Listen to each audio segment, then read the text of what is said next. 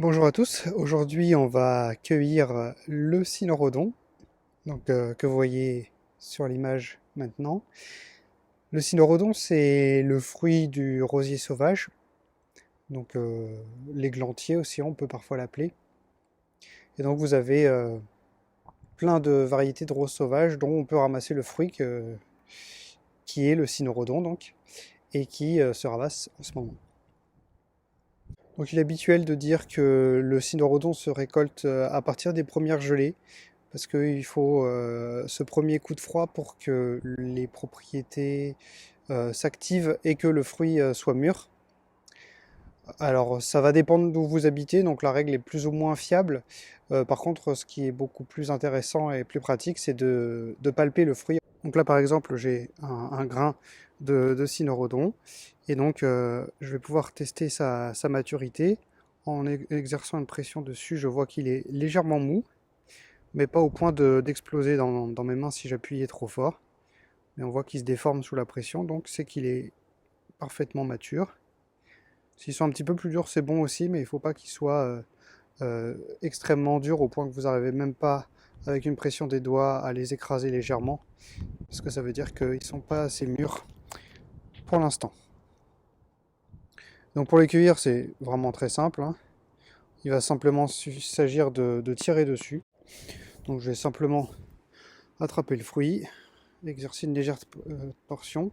Et si jamais le fruit ne vient pas, c'est qu'il n'est pas assez mûr de toute façon, donc c'est pas la peine de s'embêter.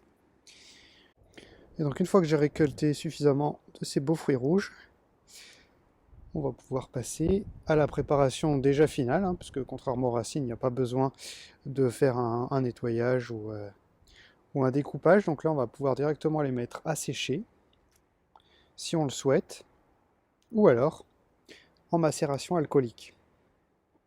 Comme j'ai déjà mentionné, la macération alcoolique va être plus intéressante dans le cas du cynorrhodon, parce que s'il a cette belle couleur rouge, c'est bien parce qu'il est riche en vitamine C, et puis d'autres antioxydants qui lui donnent cette belle coloration. Et donc, ces antioxydants, pour la majorité en tout cas, sont sensibles à la chaleur. Et donc si on les faisait sécher, alors même on peut les faire sécher à basse température, hein, autour de 40-50 degrés, c'est encore bon pour la vitamine C en tout cas. Mais par contre, c'est après, qu'est-ce qu'on peut en faire une fois sec? Si vous le faites en tisane, vous allez le chauffer dans une eau à ébullition, donc autour de 85-90 degrés, donc beaucoup trop chaud pour la vitamine C. Et donc la seule option derrière, c'est de le faire en macération aqueuse, donc à le faire tremper dans l'eau pendant 24 heures pour extraire les composés naturellement avec l'eau.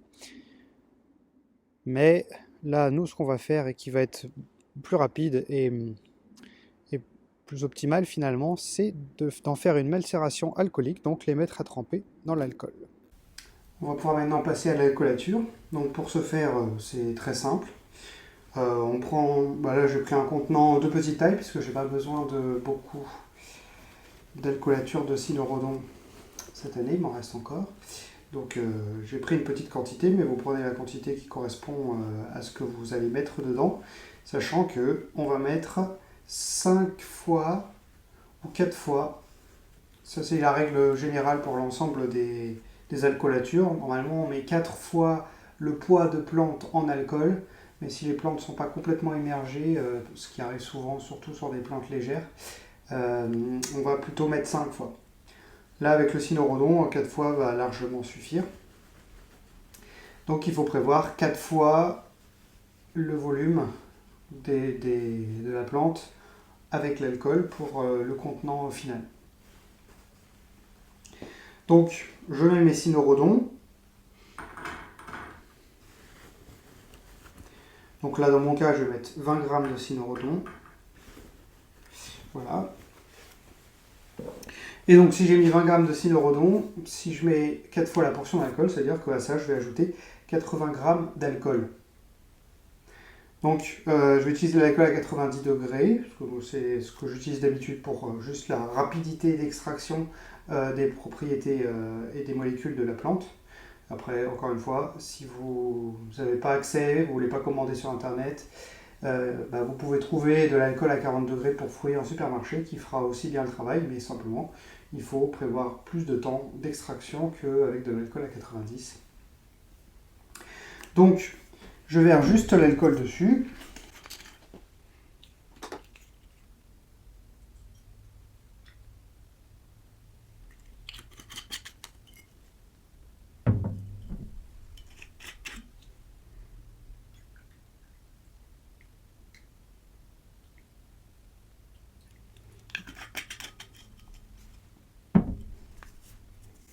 Donc voilà pour les proportions.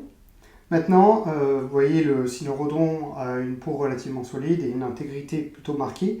Donc pour accélérer le processus d'extraction, on va écraser le cynorhodon dans l'alcool de façon à faire tout sortir la pulpe qui est à l'intérieur. Donc pour ça, je vais l'enlever de la balance pour éviter de forcer sur la balance. Prévoyez un plateau parce que si vous mettez de l'alcool à côté, l'alcool à 90 surtout peut attaquer la majorité des vernis et donc c'est utile d'avoir un plateau en dessous. Donc on peut faire ça avec un pilon ou alors avec tout ustensile qui est la bonne forme adaptée pour écraser correctement. Et faire attention de ne pas faire déborder. Là j'ai un contenant qui est tout juste de la bonne taille. Voilà, donc c'est pas la peine de faire de la purée, hein, c'est simplement au moins les fendre pour que l'alcool puisse rentrer à l'intérieur et extraire les composés.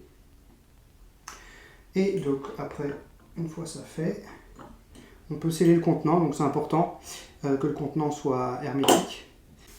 Et donc on n'a plus qu'à laisser reposer, donc la durée nécessaire en fonction de la dilution d'alcool que vous utilisez. Donc pendant le temps de l'infusion, la macération, on va stocker ce bocal dans un emplacement sombre et à l'abri de la chaleur. Donc c'est important qu'il ne soit pas exposé à la lumière, surtout que là j'ai un bocal qui est complètement transparent, parce que, encore une fois, la vitamine C est une molécule fragile et que la lumière va l'oxyder. Et que c'est tout l'intérêt d'un antioxydant, c'est qu'il est puissant et qu'il s'oxyde facilement, puisque dans notre corps c'est ça qu'on va lui demander. Mais du coup, ça veut dire qu'à la préparation, il faut faire attention à ce qu'il ne s'oxyde pas spontanément. Et donc, qu'est-ce qui oxyde un antioxydant? La lumière, l'oxygène, la chaleur. Donc c'est pour ça qu'il faut protéger l'infusion de tout ça.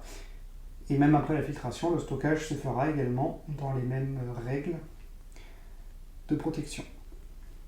Donc pour la dernière étape, c'est très simple. On va filtrer le macérat qui est maintenant infusé.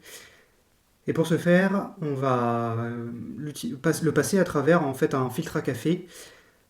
Si vous n'avez pas de filtre à café à disposition, vous pouvez aussi utiliser un torchon, sachant que les colorants naturels qui sont présents dans le cynorhodon risquent de tacher votre torchon et que vous ne puissiez plus retirer la couleur orangée que ça va faire former. Et donc cette filtration est indispensable, comme je vous l'avais dit auparavant, parce qu'il y a ces petits poils qu'on appelle le poil à gratter, qui est présent dans le fruit. Et si jamais il se retrouve dans le macérat, il irritera la gorge de celui qui le boit. Donc on passe simplement le macérat à travers le filtre à café et un entonnoir dans l'idéal. Et on récupère la filtration directement. Et elle peut être stockée de cette façon. Et le stockage va se faire, comme je l'ai dit, dans l'obscurité, à l'abri de la chaleur, et bien sûr dans cette bouteille fermée hermétiquement, pour éviter que l'oxygène rentre et provoque une oxydation du produit. Donc voilà pour la préparation du macérat de cynorhodon, mais vous pouvez l'appliquer pour n'importe quelle autre plante. Donc sans chauffe, comme je l'ai dit, pour préserver les molécules fragiles du cynorhodon qui sont abîmées par la moindre chauffe, et notamment la vitamine C. Donc une fois que le macérat est prêt, on peut ensuite le préparer en liqueur ou élixir. Je vous renvoie à la vidéo de l'élixir de Bardane si vous voulez faire la même chose pour le cynorhodon. Par contre, vous n'aurez pas vraiment un goût intéressant pour le cynorhodon. Donc je vous invite à l'associer à d'autres plantes qui ont un goût intéressant et puis en même temps pour une action plus ciblée, puisque le cynorhodon va protéger et activer le système immunitaire de façon générale, systémique. certes, il va aussi aider les poumons à se protéger, mais si vous avez des tendances à avoir facilement un mal de gorge, ou plutôt avoir le nez qui coule, ou facilement des otites, ou autre, si vous savez la porte d'entrée préférentielle des bactéries dans votre organisme, prenez les plantes qui sont intéressantes pour ces zones spécifiques. Vous pouvez par exemple mettre du coquelicot dans le mélange qui a bon goût pour si jamais vous avez tendance à avoir facilement des toux ou des quintes de toux, puisque les coquelicots vont calmer le diaphragme dans ces cas. Ou alors, par exemple, si vous êtes dans le sud de la France, vous pouvez ramasser de l'eucalyptus sauvage, et qui est vraiment très bon à utiliser en élixir, et puis qui va en même temps protéger votre sphère respiratoire. Voilà, laissez libre cours à votre créativité entre le côté gustatif et le côté médicinal, et on peut parfaitement combiner les deux. Et le silorodon a un goût suffisamment faible pour que lui passe inaperçu dans le mélange. Comme d'habitude, si la vidéo vous a plu, n'hésitez pas à cliquer sur le bouton j'aime et à vous abonner si vous voulez être tenu au courant des sorties des prochaines vidéos. A très vite!